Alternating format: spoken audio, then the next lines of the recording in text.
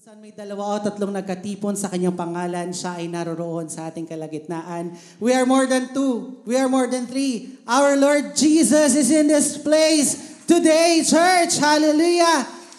At kung nasa ng presensya ng ating Panginoon, tayo'y merong kalayaan. Kaya kapatid, malaya kang umawit sa umaga na ito. Papurihan natin ang ating Haring Tagapagligtas. Hallelujah, for He is here. The King is in this room. Hallelujah.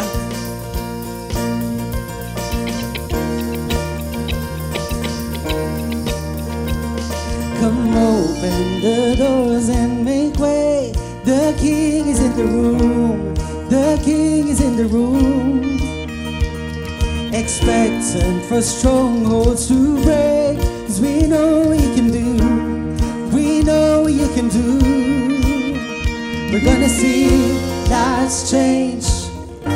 Souls saved, broken hearts made new. The King is in the room.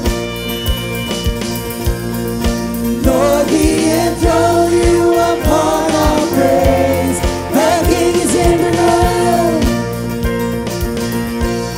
There's freedom and life anywhere you reign. Jesus, we bow only to you. We're laying down all of our doubts. The King is in the room. Yeah, the King is in the room. Come on, church. Come see all the captives run free. He's tearing down the walls. He's tearing down the walls. There's great shaking power when we sing the name above them all, the name above them all. We're gonna sing lives change, souls saved, broken hearts made new. The King is in the room. Lord, we enthrone you upon our praise. The King is in the room. There's freedom and life anywhere you reign. Jesus, we bow only to you. We're laying down all of our crowns. The King is in the room. Hallelujah. Fear has to flee, shame has to leave before the King. Before the King, chains have to break, dry bones awake, prepare the way. Oh, fear has to leave. Yes, it does. Shame has to leave. Before the King. Before the King. Before the King. Chains have to break. Chains have to break. Dry bones awake, prepare the way. The King is in the room. Yeah, we adore you upon our praise. The King is in the room. There's freedom and life anywhere you reign. Jesus, we bow only to you. We're laying down all of our crowns. The King is in the room. Yeah, the King is in the room. Can't wait to see what you're gonna do. Every man in this room. Prepare the way. The King is in the room. Prepare the way. Prepare the way. The King is in the room. Prepare the way. Prepare the way is in the room. Hallelujah! Patuloy na papuri sa iyo, Panginoon. You are the King of Majesty. You are the King of Kings and the Lord of Lords, Lord. Hallelujah!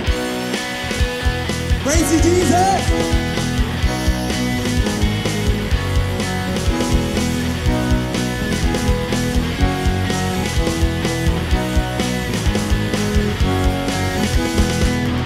You know that I love you. You know that I want to know you so much more. Lord, more than I have before. These words are from my heart. These words are God made a family for you. I am devoted to you. Hallelujah. King of Majesty, King of Majesty, I have one desire, just to be with you, my Lord. Just to be with you, my Lord. Sing it out, church. Jesus, you are the Savior of my soul. And forever and ever I give my praises to you. Hallelujah. You know that I love you. You know that I want to know so much more than I have before. These words are from my heart. These words are not made up, I will live for you. I am devoted to you. Hallelujah, King of Majesty, King of Majesty, I have one desire, just to be with you, my Lord. Just to be with you, my Lord. Jesus, you are the Savior of my soul. And forever and ever I give my praises to you. Oh, Jesus, Jesus, you are the Savior of my soul. And forever and ever I give my praises to you. Hallelujah. Yes, Lord. All our praises, Panginoon, ay para lamang sa iyo, Lord. Yes, Lord.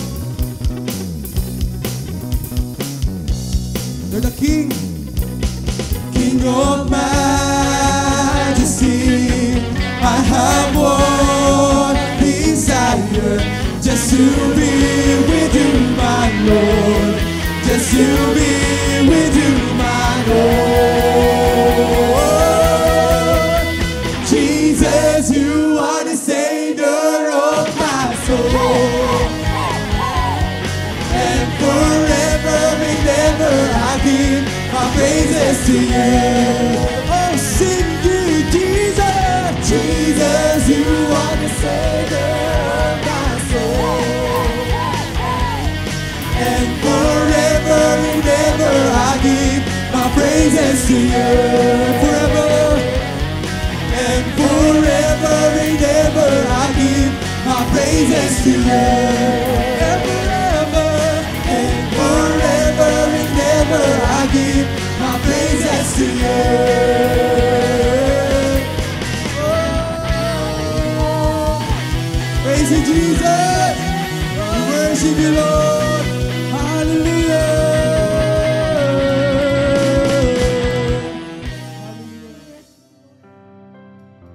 Jesus is Lord. Kapatid, patuloy mga awitan ng ating Panginoong Jesus. Open your heart. Sa umagang ito, ikaw lamang ang ating Panginoong Jesus. Hallelujah.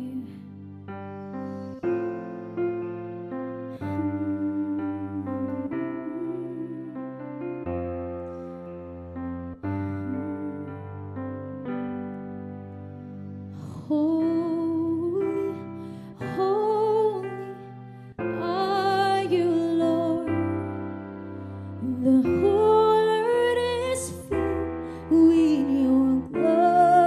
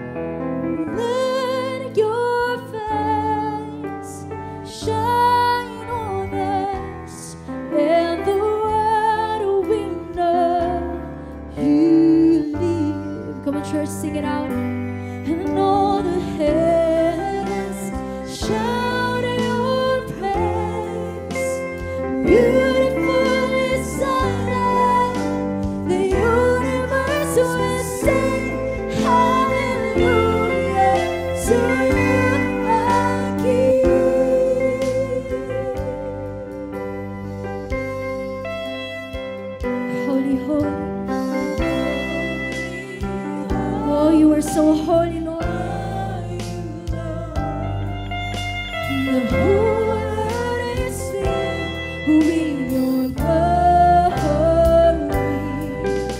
And let the nations rise to give honor and praise to your name. Let your face shine on us, and the world will know you live. And we will sing this song for you, Lord Jesus.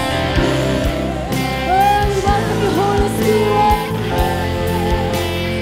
Beautiful is the land, the universe will sing hallelujah to you, our King.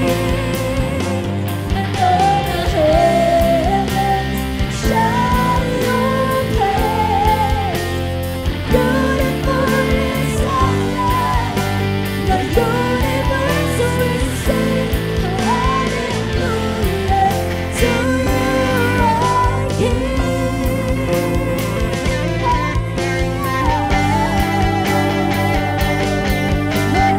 Worship you, Jesus.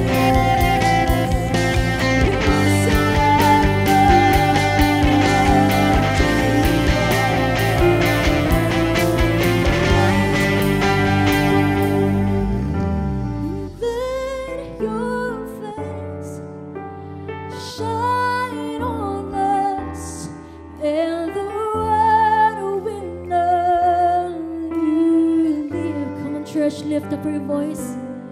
Oh, the heavens. Ang nais ng Lord ay magpuri ka ngayong umaga. Maaari mo bang itaas ang iyong kamay sa ating Panginoong Jesus? Oh, you are so beautiful. We exalt you here in this place, Lord. To you, our King.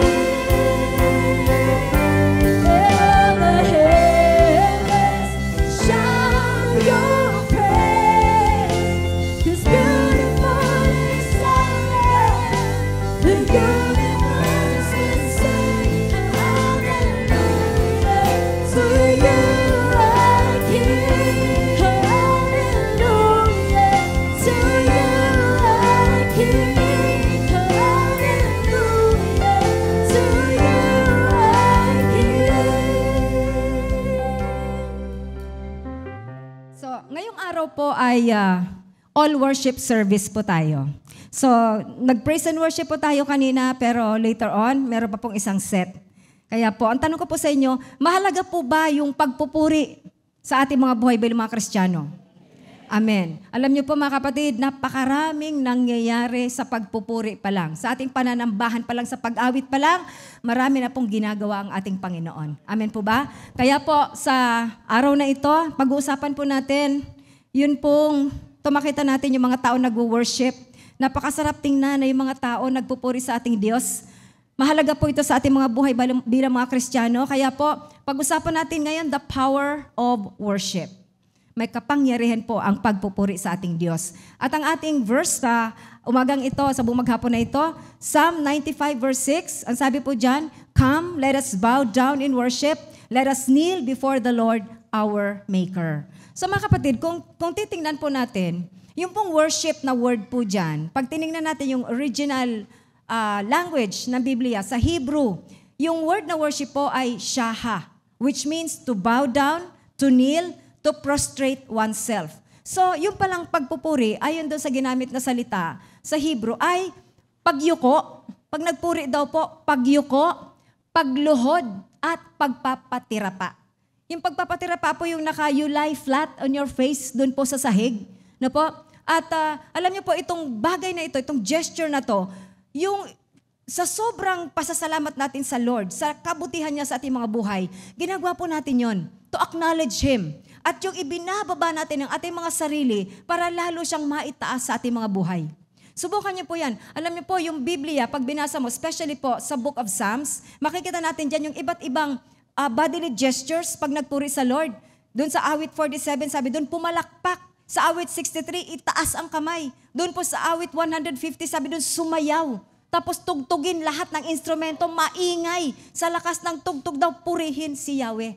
So mga kapatid, hindi po limited sa pag-awit, pagtaas ng kamay, pagpalakpak. Meron pa po dito sa awit 95 verse 6, nandun po yung pagluhod, pagyuko at pagpapatira pa. So mga kapatid, pag tayo po nasa ganitong kongregasyon at nag-worship, huwag po tayong mahihiya na po gawin natin kung ano yung dapat nating ginagawa bilang mga Kristiyano para ibigay yung pinakamataas na papuri sa ating Diyos. Sa oras po na yan, tayo or ikaw, it's within you and God, yung pagpupuri. Hindi, walang pakialaman. Huwag mong pansinin yung katabi mo. No, ang isipin mo, nandito ako sa harapan ng aking Diyos. At ang sabi ng Biblia, where 2 or 3 are gathered in His name, there He is in their midst. Kaya, kagaya po nito, nandito tayo and we are gathered here sa pangalan ni Jesucristo. Nandito po siya. Nandito po siya, kaya napakahalaga po na ibigay natin yung tamang pag-worship sa ating Diyos. Amen po? Kaya po, pag-usapan natin, ano ba yung dala-dala ng pag ikaw ay nagpuri sa ating Diyos? Unang-una po, meron tayong 3 bagay na tatalakayin. Unang-una po, worship brings the presence of God. Sino dito gusto maranasan niya ang presensya ng Diyos? Amen. Bakit pa tayo magtitipon dito kung wala naman ang presensya ng Lord? Amen po ba? Amen. So, dito po sa awit 22 verse 3, King James Version po ito, ang sabi diyan, but thou art holy, O thou that inhabitest the praises of Israel. Ikaw na banal, ikaw na nananahan sa papuri ng mga Israelita o ng mga taga-Israel. So, sa panahon po ito mga kapatid, we are the spiritual Israelites. So, tayo po yung mga tumanggap kay Kristo, tayo po yung mga spiritual na Israelita, at pag tayo po nagtipon-tipon, umawit ang tagpuri sa Diyos, ang sabi ng binasa natin, nananahan ang kanyang presensya. Bumababa ang presensya ng Diyos. Na-enthrone sa ating kalagitnaan yung presensya ng Diyos.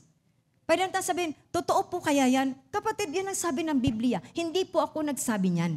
Kaya po totoo yan na kapag tayo nagsimulang umawit, pagsimulang tumugtog po dito, nandyan yung presensya ng ating Panginoon. Amen? So, dito po sa Biblia, Pangalawang Hari, chapter 3, verse 15. Ang sabi dito, dalhan ninyo ako ng isang manunugtog. Ganun nga ang ginawa nila. Nang tumugtog na ito, si Eliseo'y nilukuban ng kapangyarihan ni Yahweh. Take note of the words, nilukuban ng kapangyarihan ni Yahweh. Paano po nangyari yan? Kailan nangyari yan?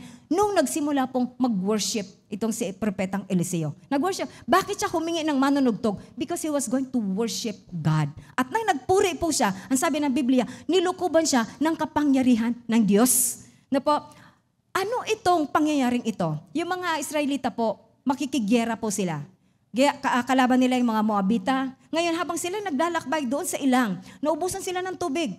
Disyerto po mainit. Naubusan sila ng tubig na inumin nila, pati mga hayop nila, wala na pong inumin. Kaya sabi nila, paano tayo ngayon? Baka mamaya mahulog tayo sa kamay ng ating kalaban. Sino ba ang propetang naririto sa lugar na ito?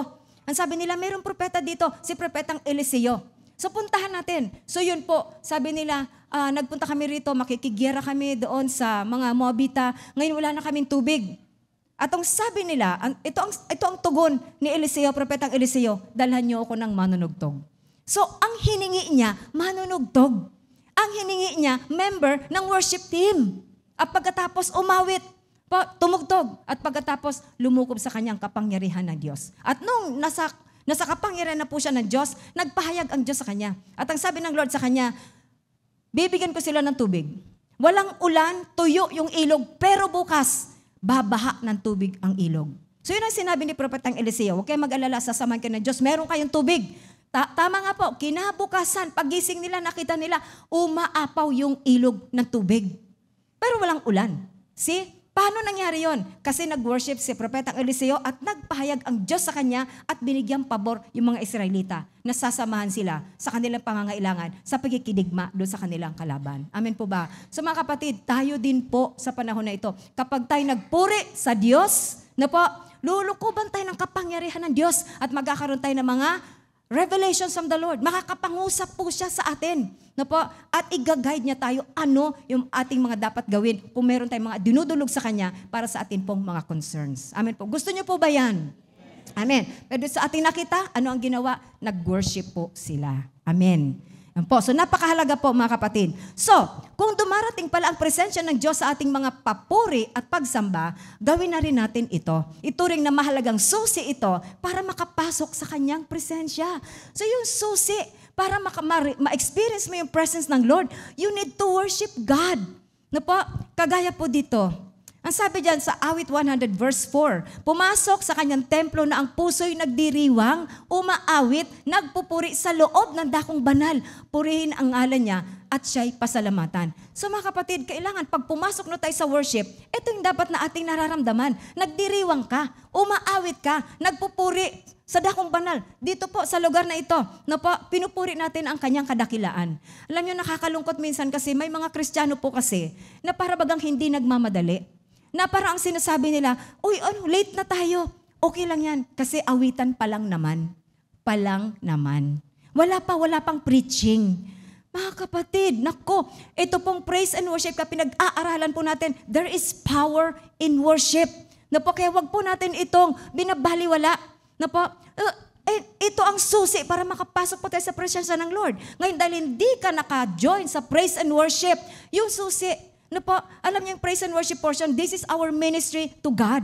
Tayo nagpapasalamat, nagpupuri from us to God. Kasi pagdating ng preaching, from God to us. Ministry ng Lord ngayon sa atin para tayo bigyan ng mensahe.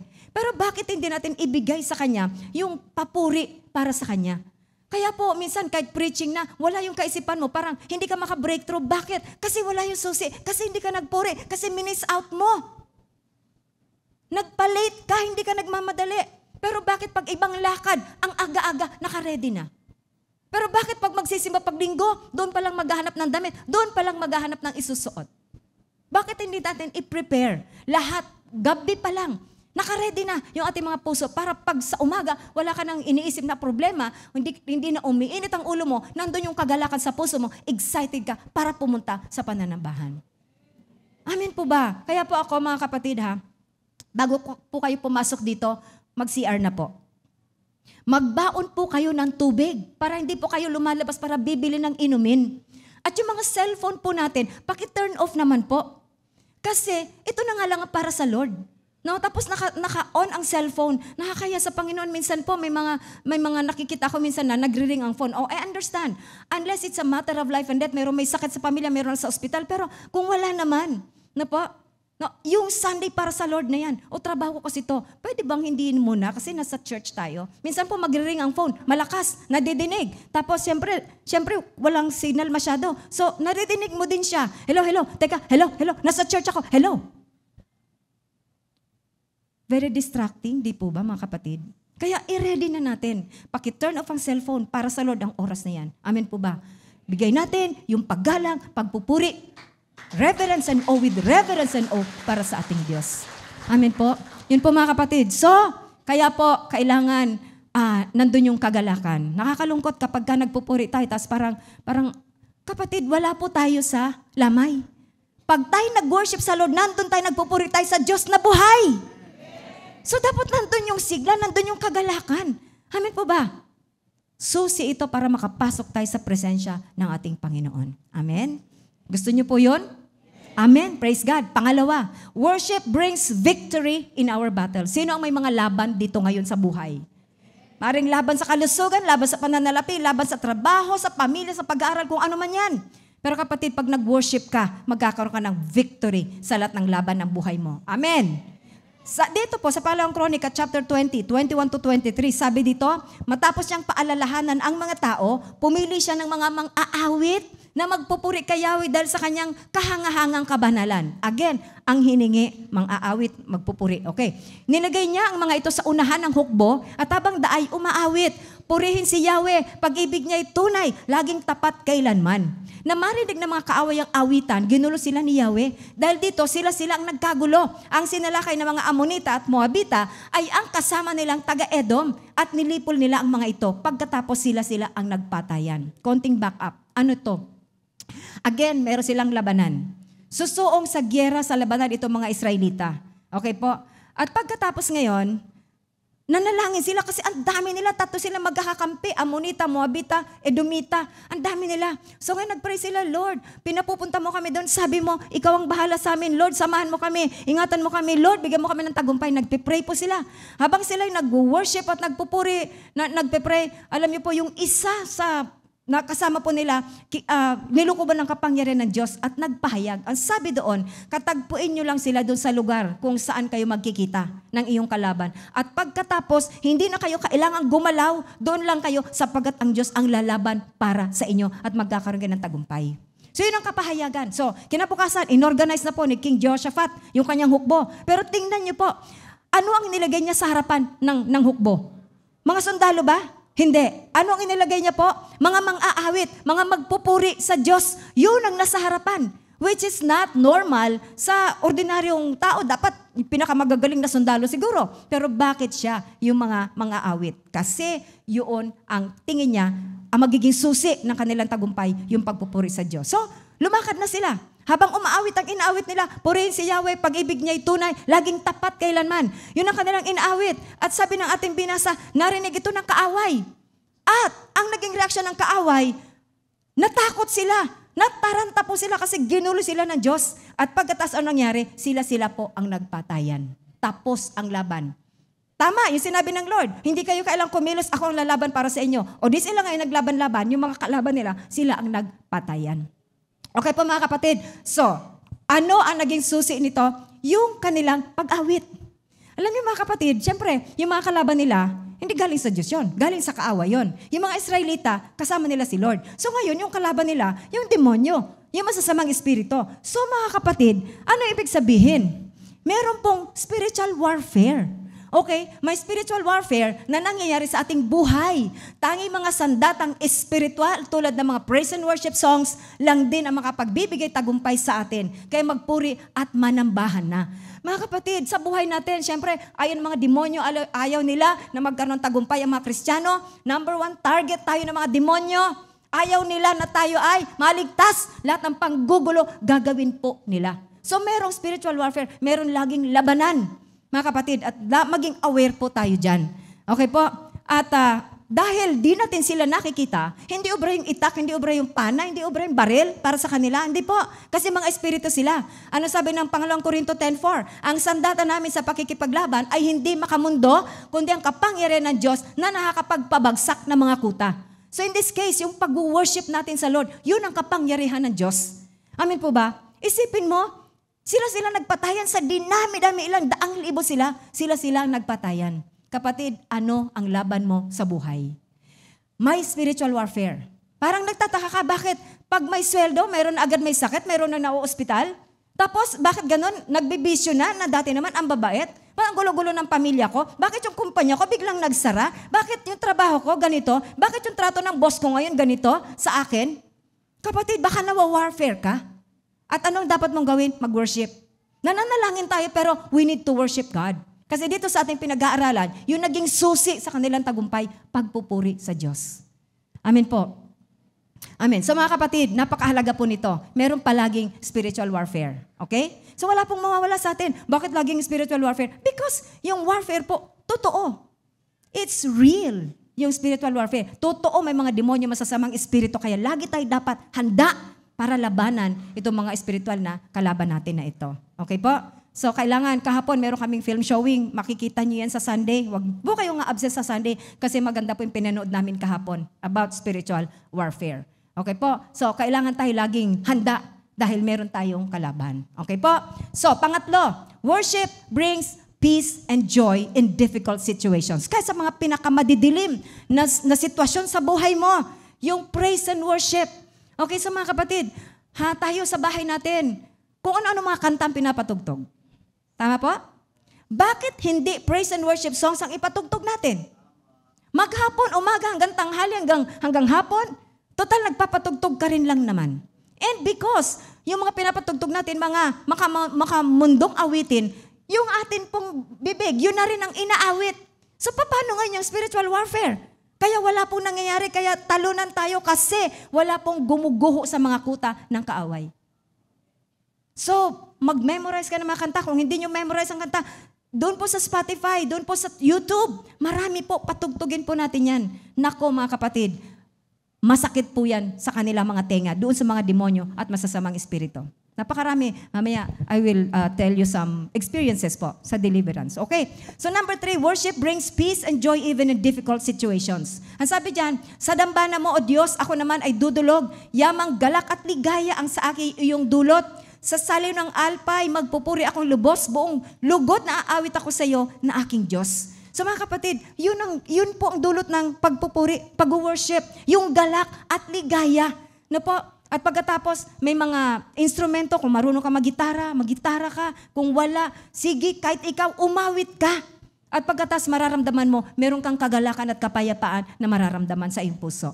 Amen po. So, nagbibigay po ito ng kapayapaan sa puso natin. So, tayo po, maraming mga kahirapan, maraming problema sa ating mga buhay. Mga kapatid, huwag po tayong magrereklamo, huwag po tayong magmumukmuk. Anong dapat nating gawin? Okay? Sa panahon ng kahirapan, huwag umangal, kundi umawit ng mga papurit pagsamba, sa atin ng patuloy na kapayapaan, kagalakan at kalayaan. Mga kapatid, minsan may mga problema tayo, kung ano-ano nang lumalabas sa ating mga bibig. Ano ba namang klaseng buhay to? Ang malas-malas ko naman, hindi yata ako makakatikim ng tagumpay. Hanggang dito na lang yata ang buhay namin. Huwag ka na mag-aral, anak, kasi mahirap tayo. Wala tayong mararating, ganito na tayo. Bakit ganun ang mga deklarasyon natin? Sinusumpa natin yung ating mga sarili. Na po, mga kapatid, so bakit hindi natin, kaysa magreklamo, bakit hindi tayo magpuri? At pagkatapos yung mga negatibong salita, palitan natin ng mga positibong salita. Anak, oo, sa ngayon, wala tayong pananalapi, pero hindi tayo mahirap, mayaman tayo kay Lord. Anak, magtatapos ka ng pag-aaral, mag-e-enroll ka in the name of Jesus. Bakit mo kailangang ideklara yung mga negatibong bagay? Sinusumpa mo na yung sarili mo, pati anak mo, sinusumpa mo na. Di ba po mga kapatid? So tigilan natin. So ano dapat natin gawin? Mag-worship. Halika anak, mag-worship tayo. Ito po, mahirap na sitwasyon. Sa Gawa 16:23-26, pagkatapos hampasin ng paulit-ulit, sila ipinibilanggo at pinabantayang mabuti. Ipinasok sila ng bantay sa kaloob-looban ng bilangguan at inilagay ang kanilang mga paa sa pagitan ng dalawang mabibigat na kahoy. Nang magating gabi na, sina Pablo at Silas ay nanalangin at umaawit ng mga himno sa Diyos at nakikinig naman ng ibang mga bilanggo. Walang ano-ano'y lumindol ng malakas at nayanig pati ang mga pundasyon ng bilangguan. Biglang nabuksan ng mga pinto at nakalag ang mga tanikala ng lahat ng mga bilanggo. Kapatid, ito sila Pablo at si Silas. Nakabilanggo sila. Bakit? Hindi sila nagnakaw, wala silang kasalanan. No po? Naghahayag sila ng kabutihan ng Diyos. Merong isang teenager na babae, sunod ng sunod sa kanila. At ang ingay, sinasabi, mga lingkod ng Diyos yan. Ibabalita nila sa inyo ang inyong kaligtasan, paano kayo maliligtas. Palaging ganun ilang araw na, naiingayan na si Pablo. Kaya sinabi niya, nirebuke niya yung teenager, sabi niya, lumayas ka, masamang espiritu, alis. Umalis yung masamang espiritu. In short, hindi na po siya nakakapanghula. Pinagkakakitaan siya ng kanyang mga amo. Nagalit yung mga amo niya na wala silang pagkakakitaan. Binugbog nila ngayon sila Pablo at si Silas. At ang sabi, nagtuturo sila ng mga bagay-bagay na laban sa kaugalian ng mga Romano. Yung po sabi. Kaya ang mga tao nakitulong na rin sa pagbugbog. At yun sila po ikinulong ng mga authorities. So yan na po. So sila po ba'y nagreklamo? Ano pong ginawa nila laban na sa kulungan? Nagpuri, umawit, nagpasalamat sa Diyos. Hindi po ba? Nakulong, binugbog, nakulong. And yet walang pagrereklamo. Walang negatibong salita. Anong ginawa nila? Nagpuri. At nung sila nagpuri, ano pong nangyari? Nakalag. Yung mga tanikala, pati ng ibang bilanggo, lumindol. Nabuksan ang mga pintuan ng bilangguan. Kanatakot ngayon yung jail guard. Ang sabi, hala, kala niya nakalabas na yung mga bilanggo. Kaya sasaksakin niya na yung sarili niya kasi lagot siya sa kanyang mga boss. Nang sabi ni Pablo, huwag mong saktan ang sarili mo, nandito kami lahat. At dahil po doon nakita nitong jail guard na ito yung kapangyarihan ng Diyos at na-born again po itong jail guard. Itong jail guard na ito. Amen. So tingnan natin mga kapatid, ano yung mga tanikala mo? Ano yung parang hindi ka makalaya-laya? Kahirapan sa buhay ba yan? Kaguluhan sa pamilya? Sakit? Promotion sa trabaho?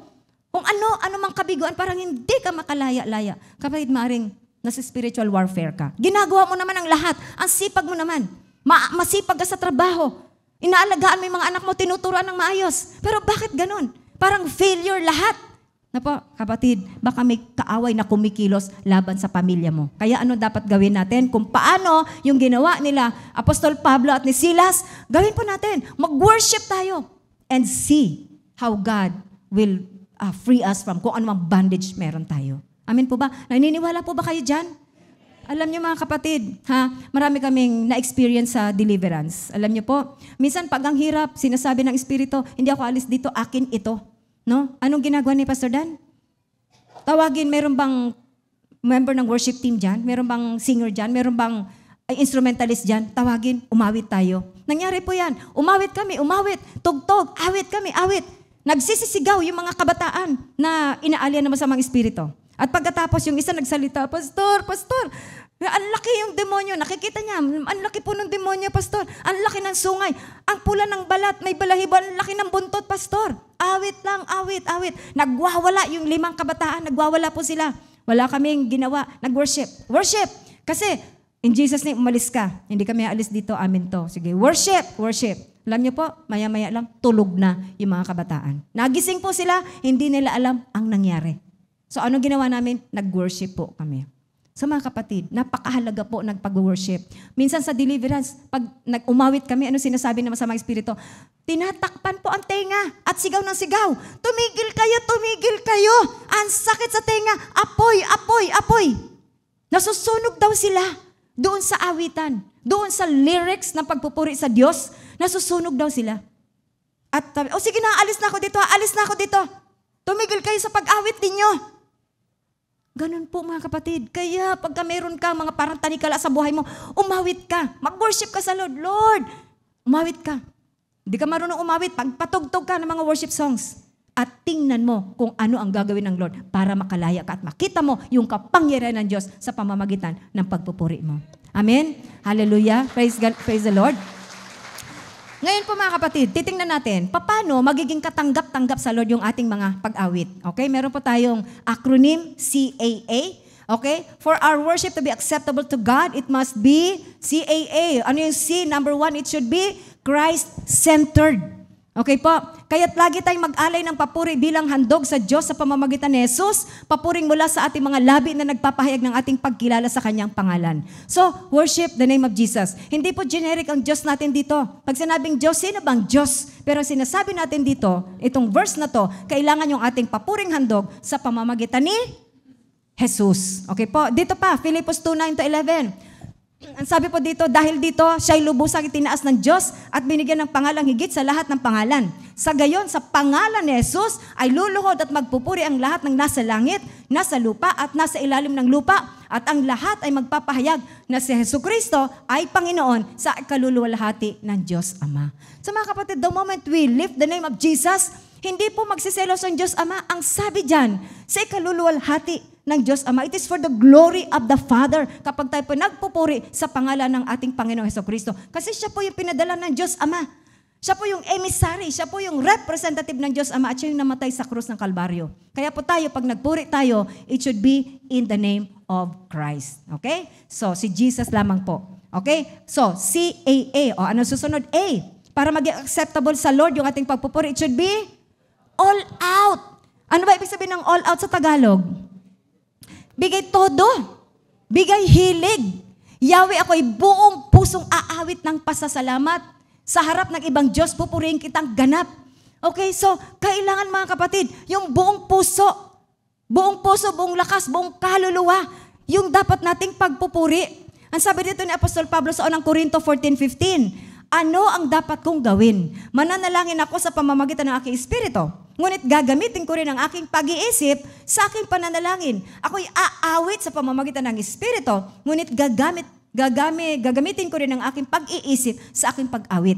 So ano pinapakita dito ni Apostol Pablo? Hindi lang siya basta umaawit yung bibig niya, kundi yung espiritu niya.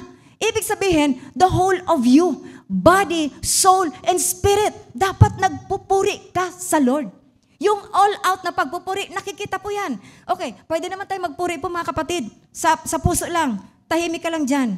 Nagpupuri ka, spirit to spirit, nakikipag-ugnay ka sa Lord. Pero mga kapatid, pag ikaw talaga, buong kagalakan, umaawit, buong pag-ibig umaawit, hindi po pwede, hindi mo gamitin ang katawan. Kaya po sa Bible, sabi doon, itaas ang kamay, pumalakpak, sumayaw, tugtugin lahat ng instrumento, maingay, pero purihin siya sa ingay na yan, sa lakas na yan, na meron ka. So mga kapatid, hindi po pwede. So, kapag tayo nagpuri sa Lord, Isipin natin, nandiyan si Lord sa harapan natin. Yung Diyos na may lalang na lahat ng bagay, pinagkakautangan natin ang lahat sa buhay natin, nandiyan dyan sa gitna. So, pwede ba yun? Bakit pag may bisita, ang gala ng performance? Bakit pag si Jesus ay sinasabi na sa ating kalagitnaan, bakit ganun ang pagpupuri? Diba? Kapatid, pag nagpupuri tayo, hindi po tayo, ang ating sinasambang Diyos, mga kapatid, ay buhay. Hindi po siya patay. So, dapat ang ating pagpupuri ay para sa buhay na Diyos, masigla. Dapat buhay. Wala po tayo sa lamay. Ang ating Diyos hindi patay. Amen po mga kapatid. So dapat tayo pag nagpuri talagang, wag mong pakialaman yung katabi mo. Bahala ikaw sa sarili mo. Mag-worship ka sa Panginoon. Okay, sumayaw ka, tumalon ka kung gusto mo. Sinasabi ng Holy Spirit, itaas mo ang kamay mo. Gawin mo kung ano sinasabi ng Holy Spirit. Gawin mo kung ano ikalulugod ng puso mo. Kung ano sigaw ng puso mo. Gawin mo. Alam niyo mga kapatid, pag po ako nakakakita ng grabe kong mag-worship, tao lang po ako pero nabe-bless po talaga ako. Sabi ko, ka-bless naman siya magpuri, wala siyang pakailam talaga. Minsan kita mo, tagaktak na yung pawis. Tapos, grabe po talaga. Kung tayo mga tao nabe-bless, how much more with the Lord? How much more with the Lord?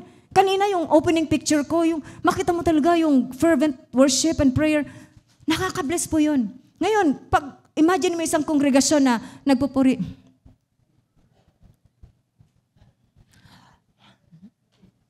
hindi po ba mga kapatid? Hindi po nalulugod ang Lord. Hindi po yan all out. Amen po ba?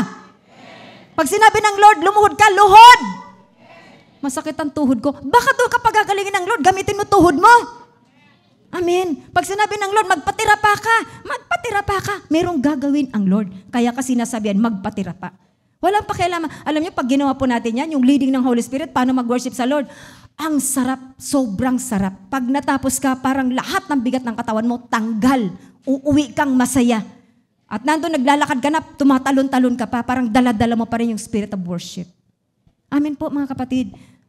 Amen. So, for our worship to be acceptable to God, yung huling A, accompanied with holiness. Mga kapatid, sabi po, masunuring mga anak, huwag kayong umayon sa masasamang pagnanasa tulad ng ginagawa ninyo noong kayo wala pang tunay na pagkaunawa. Dahil ang Diyos na pumili sa inyo ay banal. Dapat din kayo magpakabanal sa lahat ng inyong ginagawa sapagkat nasusulat, magpakabanal kayo sapagkat ako'y banal.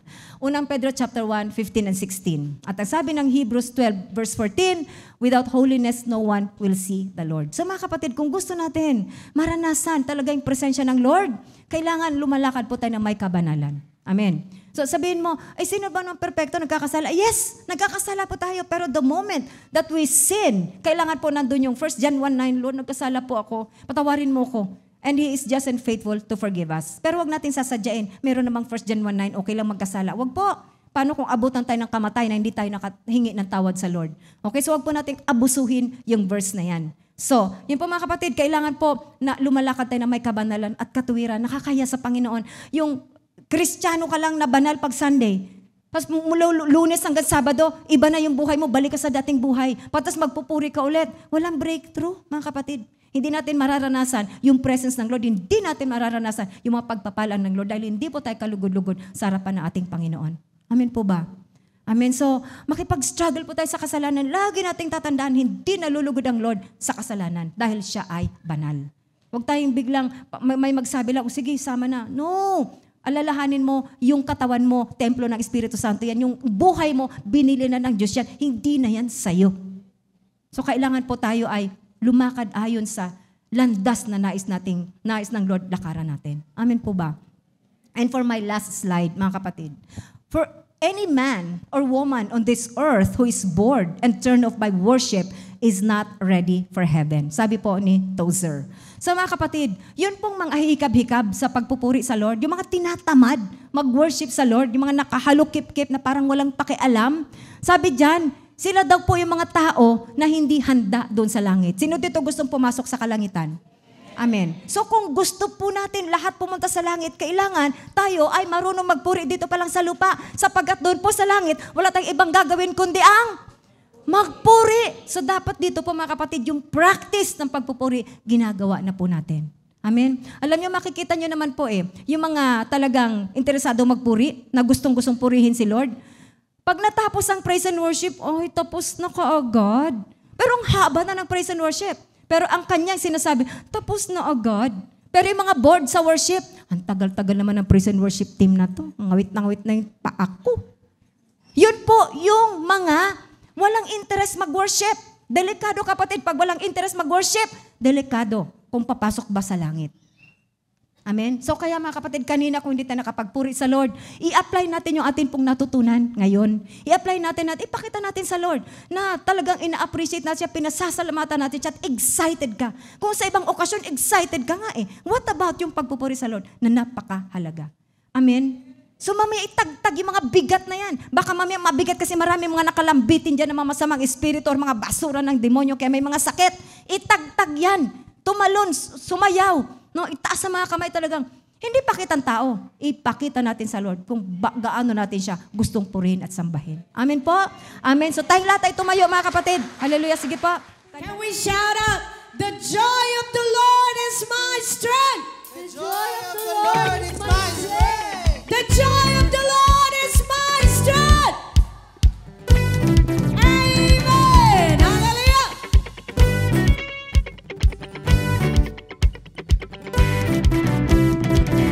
Bless the Lord, oh my soul. Sing His praise again and again. Come on, bless the Lord, oh my soul. Sing His praise again and again. Be magnified, be glorified, be lifted high over it all. Come on, bless the Lord, oh my soul. Sing His praise again.